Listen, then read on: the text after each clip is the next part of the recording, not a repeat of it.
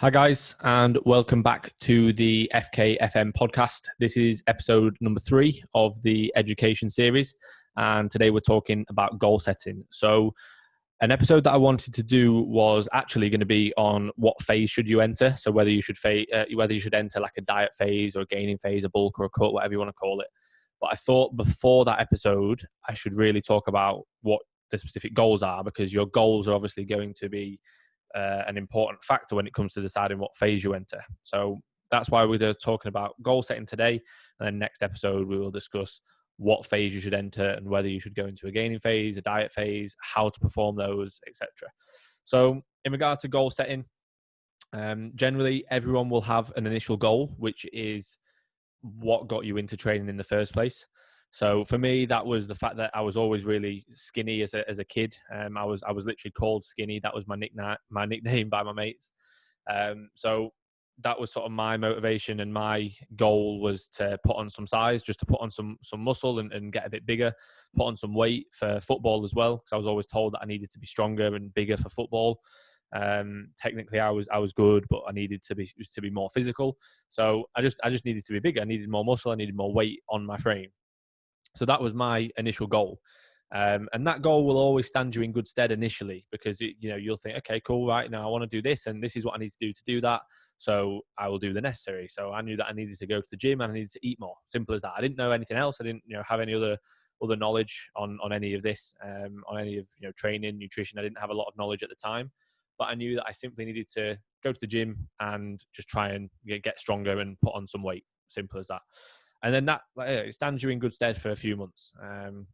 Obviously, there's always other things, other side benefits in terms of looking better. And at that age, often people get into it because they think, oh, I'm gonna get more girls, and then you've got the attraction of that, thinking that you're going to get more attention from girls, whether that's the case or not.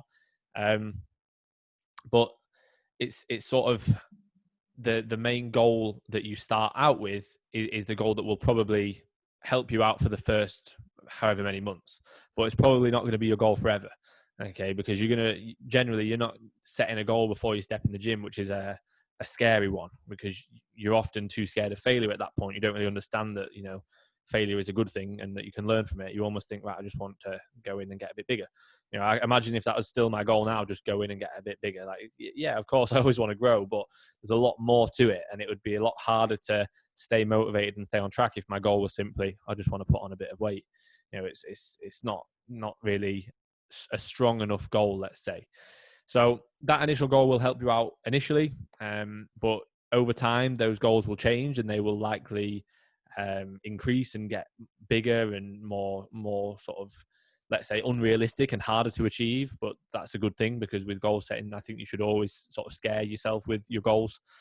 But what I wanted to speak about was the mini goals that you need to create to go on and reach those main goals, those larger goals.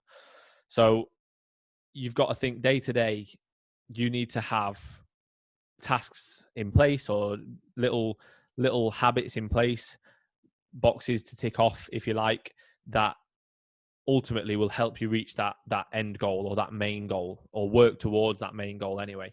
So you can't just wake up one day and go, okay, right, I want to gain 10 pounds of muscle this year. And it's not that simple. Then you've got to break down, okay, how are you going to gain that 10 pounds of muscle? Okay, and then you've got to think, right, so I've got to gain that 10 pounds of muscle, I need to be doing this, and this, and this. Okay, so let's say you go, right, nutrition, I need to be in a caloric surplus. Okay, that in itself is a goal, perfect. But you can't just say that and then not actually do what is required to be in a surplus. So then you've got to set smaller goals even from there and go, okay, well, to be in a caloric surplus, I need to be tracking my body weight every day, tracking my intake every day, tracking my expenditure every day. Okay, so do all of those. Okay, right, now I'm tracking all of that, but I'm not gaining weight. So now I need to eat more food. Then you might get to the point where you're being even more meticulous in tracking your macros. And then you're even more meticulous in tracking your nutrient timing and tracking your food quality, and even down to the point of tracking your fiber content, your micronutrient content, your hydration. There's so many mini goals that can help reach the main goal, or help towards the main goal. And this is what is important, and this is what is often overlooked: is people struggle with motivation because they end up thinking that their goal is so far away, but realistically, they're not even doing the daily tasks to reach that goal. So it's almost like you need to be, let's say, constantly always moving. Imagine it like you're in a race, and you need to always be moving. It's almost like the tortoise and the hare analogy, I guess, where some people will be 100 miles an hour thinking they're on it and doing everything, and I'm so motivated. I get it all the time with people. Oh mate, I'm so motivated, and then they fall off it. And then 2 weeks later, I'm back on it. I'm so motivated. Then they fall off it.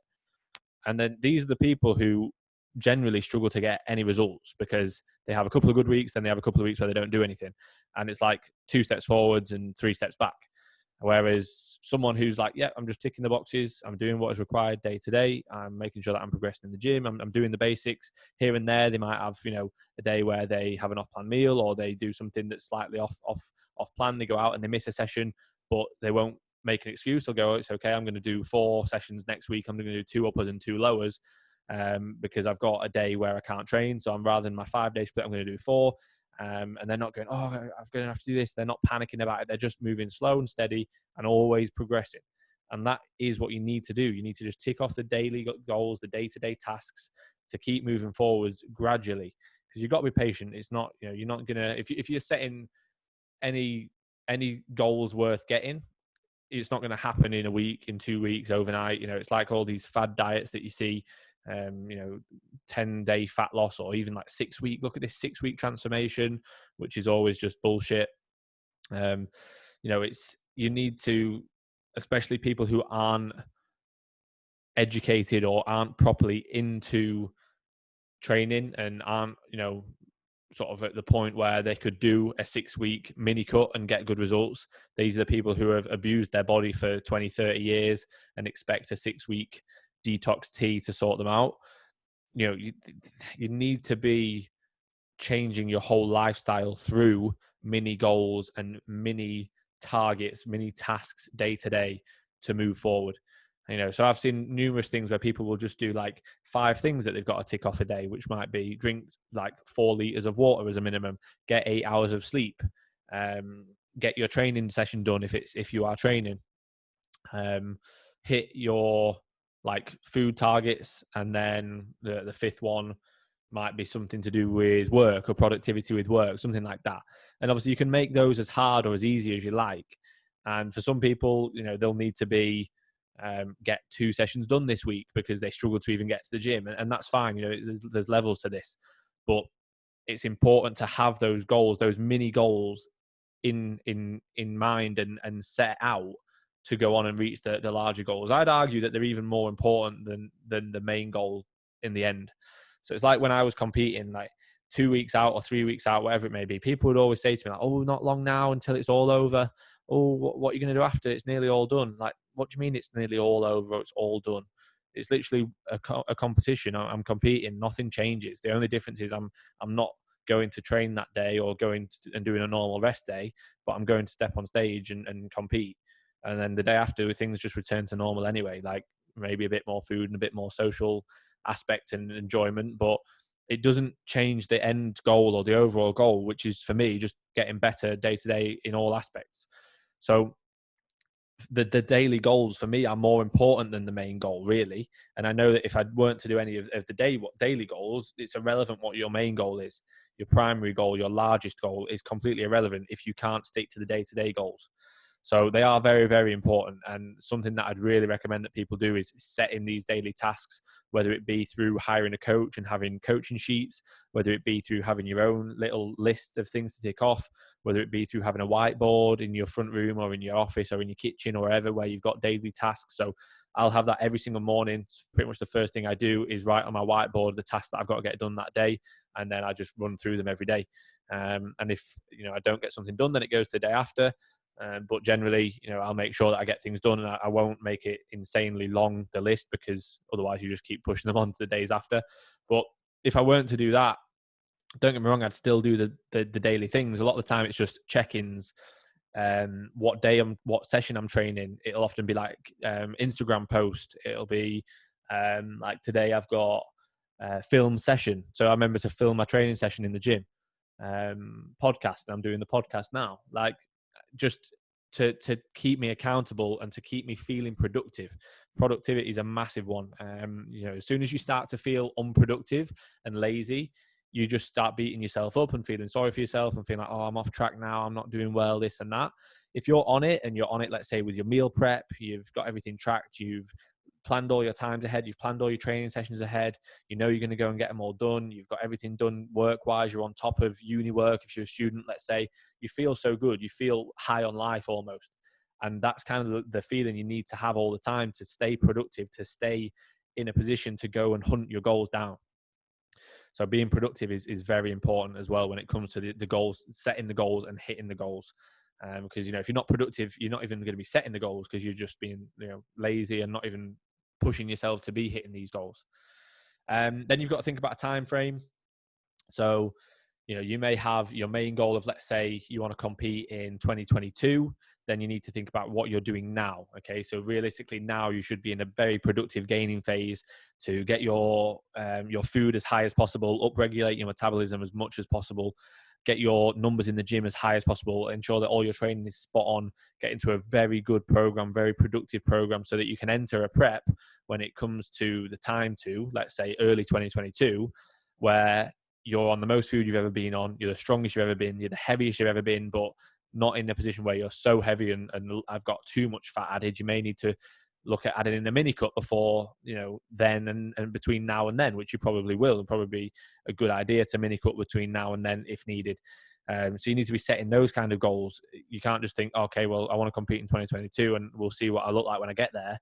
If you want to be competitive, then you need to be thinking about exactly what you're doing now, because you should be setting up everything right now for the most productive gaining phase, then go into the most productive prep, to then have the most productive sort of show period and competition period, to then go into the most productive post-show period, because you've done so well with all the phases prior.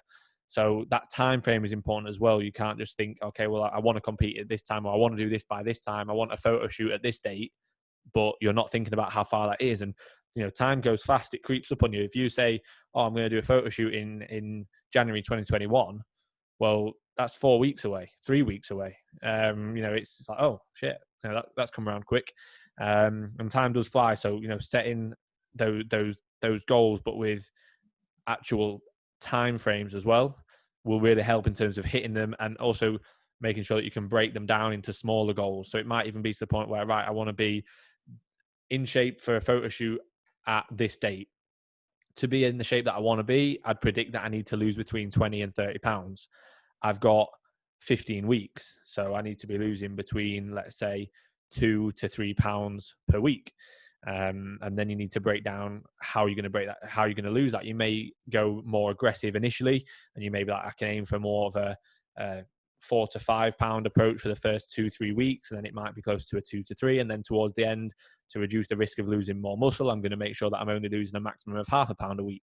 So you can plan all of that out, and if you're not hitting those targets, then you can manipulate everything in terms of food in, expenditure out, and just obviously through your steps, through your cardio, whatever it may be.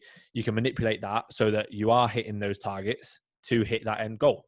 And that's something that I'll do with clients all the time. And I'll say, right, okay, so I don't like setting specific weight goals, but let's say someone is going to compete in 2022. We'll say, okay, well, if the end goal is ultimately to get to finals and potentially even worlds, then we realistically want to be doing a later qualifier so that you're not in stage condition for too long.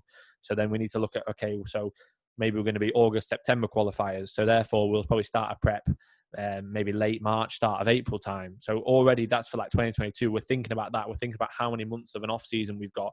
We're thinking about what goals we can achieve between now and then in that off season, and how much we can grow and how strong we can get. And all of that is ultimately to just better themselves day to day, set those bigger goals to stay motivated. But without the day-to-day tasks, the daily goals, you're never going to reach those larger goals. So in terms of training goals, I'd recommend that you set targets in terms of lifts. So things that scare you. So you may say, you may set a goal of you want to deadlift 200 kilos for 10. And you may be at the minute doing 140 for 10, and that might seem insane. Let's say, by the end of the off season, that's what you want to be doing. That might seem scary and it might seem stupid and unrealistic, but you shouldn't be sort of setting any limitations on yourself.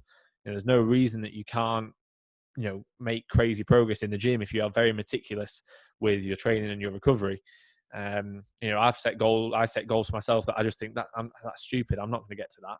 And it's almost like that kind of scary, that kind of feeling where you think, fucking hell, like that's scary. I'm probably not actually going to be able to get to that, or I'm going to struggle to get to that, or even trying to imagine it is hard. That's, in my opinion, how you should be setting your training goals, because they should scare you. They should make you think, oh God, I've got a lot of work to do. If you're saying, let's say you're doing 140 deadlift and you've got another 6 months of an off season and you're saying, I want to do 150 by the end of it. Realistically, you're just going to be sandbagging it and half-assing your training to get to that end goal. But because you've said it, you'll be like, oh, cool, I've reached my goal. You need to set them so they're almost unrealistic and scare you a little bit. With nutrition, I don't think it's really a good idea to set, I want to get onto this amount of calories over time, but you should always have day-to-day targets to hit, which are like those mini goals, those mini day-to-day boxes to tick off. Being adherent to your food, to your macro targets, to your nutritional targets, that should be a big goal, is staying, consistent and adherent to the targets over time, like we spoke about in the last episode. And then you'll also have like expenditure targets as well, which again won't be specific goals. It won't be like, I want to get up to this amount of steps or anything like that, but it should be day-to-day targets. Same with like sleep, same with hydration. All these little day-to-day targets and goals daily. They're not like goals that you want to progress necessarily over time, but they're goals that you want to hit consistently and adhere to them over time. So that's pretty much it. I'm not going to go into much more of that. It'd be good over time to cover sort of getting different guests on and talking about their goals and how they use their goal setting to help in terms of motivation and to keep them pushing forwards. But the main sort of take home from this would be, make your goals scary. So, it might be just either in the gym, outside the gym, with work, business as well. I think it's important to set sort of goals, whether it be through income or, with my coaching, it might be how many clients I want or how successful I want my clients to be, etc. So make your goals almost scary and almost unrealistic and unachievable to really push you forward. I think you should hunt them down then just relentlessly. So even if they do seem realistic, hunt them down, work towards them. And even if you don't hit them, you'll likely be very close, which will still probably exceed what you ever thought you could do. Tick off the smaller day-to-day goals. Focus on those. They're your main focus. Don't even overthink the main goal. Just focus on the day-to-day tasks and know that if you're doing those, you will be progressing to that larger, that primary goal over time. But yeah, I'll leave it there, guys. That's episode 3 on goal setting. So any questions on that, please just ask, and stay tuned for next episode, which will be on determining what phase you should enter. Cheers, guys.